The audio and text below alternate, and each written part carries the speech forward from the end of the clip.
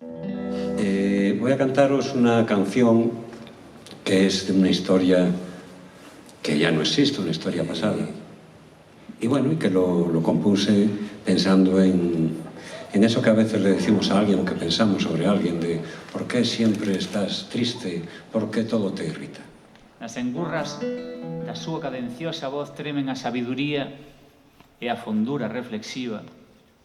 Cantor de poetas é poeta-cantor. É como escoitar un libro aberto que vai pasando páxinas. É unha maravilla coñecelo. De verdade, un forte aplauso para Pedro Román.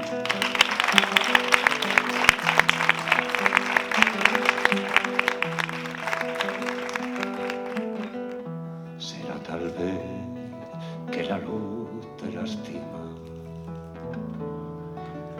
rozas la suave brisa y se eriza tu piel, que te asustó un semáforo al cruzar la gran vía, o que el sol de septiembre se llenó de hojas secas a tus pies.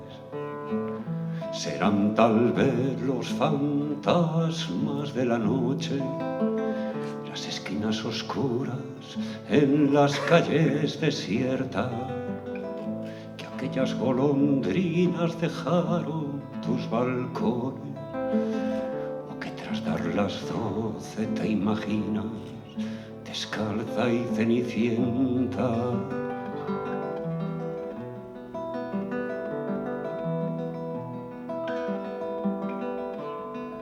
Será tal vez que 2 y 2 son 4. Te asomas al espejo y es lluvia lo que ves, que no hay por qué buscar la quinta pata al gato, o que avanza al desierto y estás quieta y sentada frente a él.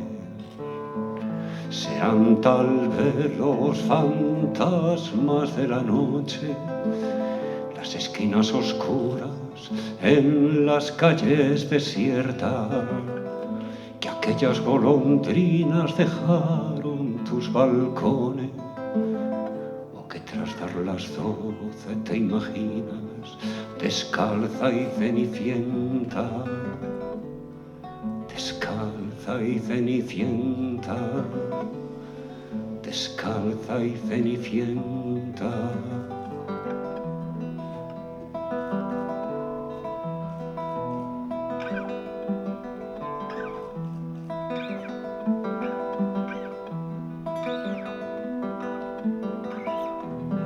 Será tal vez que la luz te lastima.